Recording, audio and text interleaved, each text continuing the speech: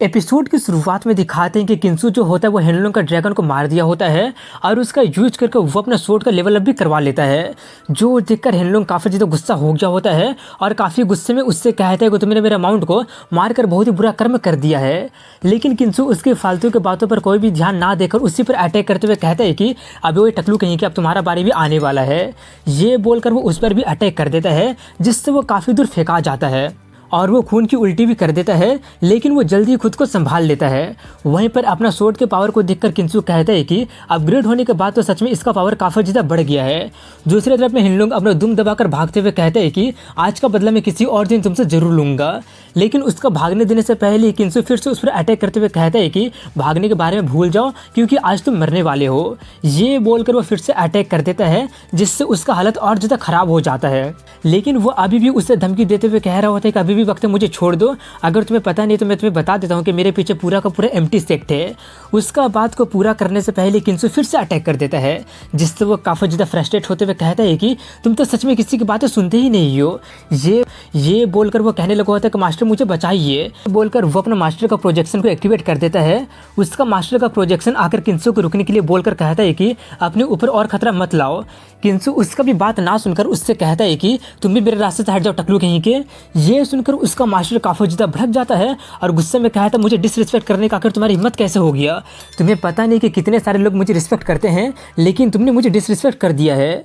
किंसु उसका कोई भी जवाब ना देकर उसका उस प्रोजेक्शन को तबाह कर देता है। जो देखकर हेनलुंग काफ़ी ज़्यादा शॉक्ड रह जाता है और गुस्से में चिल्लाने लगा होता है कि मेरे मास्टर को वैसे ट्रीट करने का आखिर तुम्हारी हिम्मत कैसे हो गया। ये सुनकर किंसु उससे कहता है कि तुम्हारे पास तो सच में सेल्फ अवेयरनेस नाम का कोई चीज़ है ही नहीं। इस वक्त में भी तुम्हें दूसरों की पड़ी हुई है, रोना धोना बंद कर दो। ये बोलकर वो उसका काम तमाम कर देता है जिससे वहाँ पर एक जोरदार धमाका हो जाता है और वह मारा जाता है।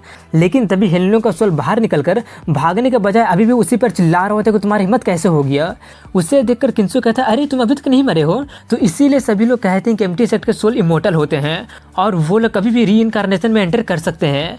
उससे अपने तरफ आता देखकर अब उसका सोल का फटने लगा होता है और वो डर के मारे उससे कहने लगा होता है कि नहीं वहीं पर रुक जाओ, मैं तुम्हें बता रहा हूँ कि ये मैटर ब्लैक बोधिसत्व से रिलेटेड है।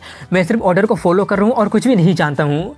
उसका बात पूरा करने से पहले किंसु उस पर अटैक करते हुए कहता है कि अब बताने के लिए बहुत ही देरी हो चुका है। ये बोलकर वो उस पर अटैक करके उसका सोल को भी खत्म करके उसका काम तमाम कर देता है। वहीं पर ये देखकर उसके सभी लोग काफ़ी ज़्यादा खुश होते हैं और उसका काफ़ी ज़्यादा तारीफ करने लगे होते हैं। दूसरी तरफ में ब्लैक बोधिसत्व का नाम सुनकर किंसु बोल रहा होता है कि ये पहली बार एक मैं इस तरह का नाम को सुना हूँ। लगता है कि क्लू के लिए सबसे पहले उसी को ढूंढना पड़ेगा। इसके बाद अगले समय वेस्टर्न डिजर्ट के थंडर क्लैप टेम्पल को दिखाते हैं जहाँ पर उसका मास्टर काफ़ी ज़्यादा भड़क गया होता है और वो आसपास के चीज़ों को तोड़ते हुए चिल्ला रहा होता है कि आखिर मुझ पर हमला करने की उसकी हिम्मत कैसे हो गया था। हेनलुंग मारा गया है, उसने हेनलुंग को मारने की हिम्मत कैसे कर दिया, आखिर उसके पास इतना ज़्यादा हिम्मत आया कहाँ से। ये करके उसने एम्प्टी सेक्ट को प्रोवोक कर दिया है। अब तो सिर्फ वो हेल में ही जाने के लिए डिजर्व करता है।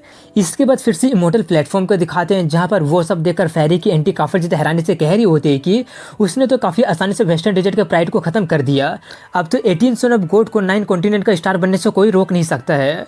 वो सुनकर फेरी कहते कहाँ ब्रदर किंसु तो काफ़ी ज़्यादा इनक्रेडिबल है। वहीं पर किंसु उससे मारकर आगे बढ़ते हुए कह रहा होता है कि मुझे हमेशा से लगता है कि ये उतना आसान नहीं है। जैसे वो ये बोलते ही कि तभी अचानक वहाँ का प्रेशर काफ़ी ज़्यादा बढ़ जाता है जिससे वहाँ का ज़्यादातर लोग वहाँ पर खड़ा नहीं रह पाते हैं और नीचे गिरने लगे होते हैं। और तभी वहाँ पर गॉड किंग लेवल का कल्टिवेटर आ जाते हैं।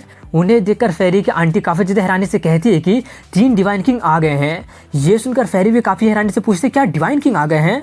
वहीं पर उन्हें देखकर सेकंड सन ऑफ गॉड भी काफ़ी हैरानी से कहता है क्या डिवाइन किंग और वो भी 3, वो लोग यहाँ पर क्या कर रहे हैं। उन्हें देखकर किंसु को कुछ भी ज़्यादा फर्क पड़ा नहीं होता है। ऐसा लग रहा होता है जैसे कुछ फर्क पड़ ही नहीं रहा हो। और वो कहते हैं कि जैसे उम्मीद था ये सब बिल्कुल भी सिंपल नहीं है जैसे मैंने सोचा था। तभी एक डिवाइन किंग उससे कहते 18 सन ऑफ गॉड आज तुम्हारा मरने का दिन आ गया है। ये सुनकर सभी लोग काफ़ी हैरानी से चिल्लाने लगे होते क्या डिवाइन किंग खुद ही 18 सन ऑफ गॉड पर अटैक करने वाला है, ये तो रूल के अगेंस्ट में है। दूसरी तरफ में वो देखकर गेट कीपर भी काफ़ी ज़्यादा भड़क गया होता है और उनसे गुस्से में कहता है आखिर तुम लोगों की हिम्मत कैसे हो गया।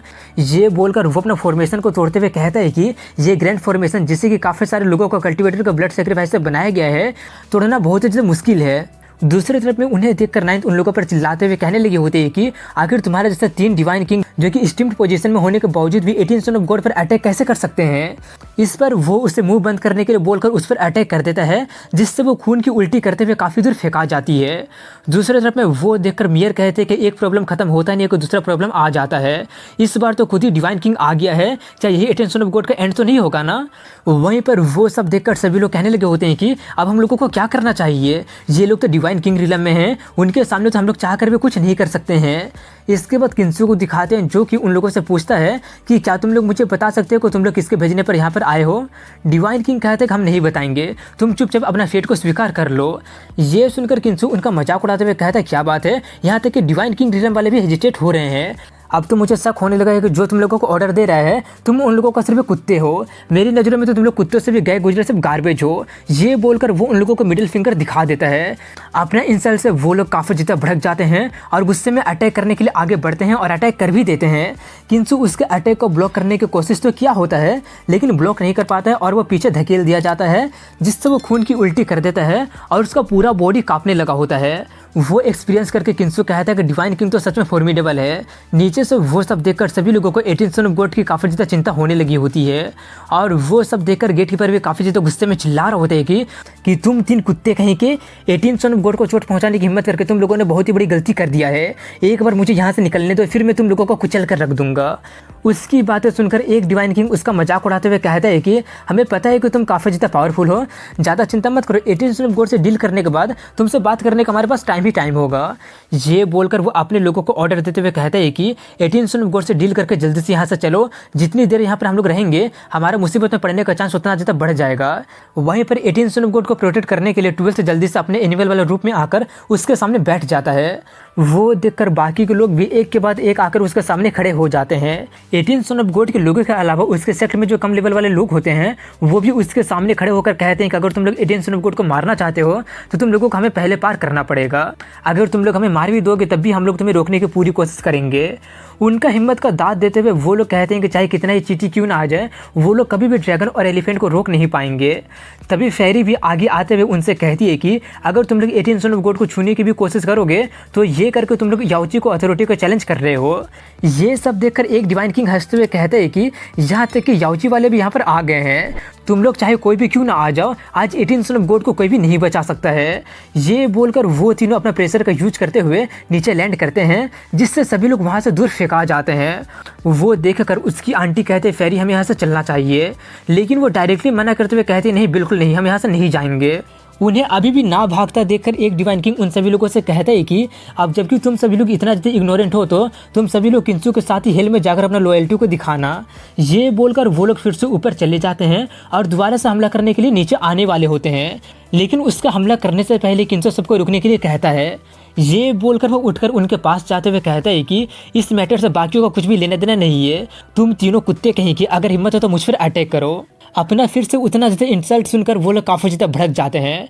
एक तरफ में यानी कि यहाँ पर इंटेंस फाइट होने वाला होता है, तो दूसरी तरफ में कोई होता है जो कि सब कुछ लाइव ब्रॉडकास्ट में देख रहा होता है, और वो लोग और कोई नहीं बल्कि यूएस के बीस्ट एंसेस्टर होते हैं।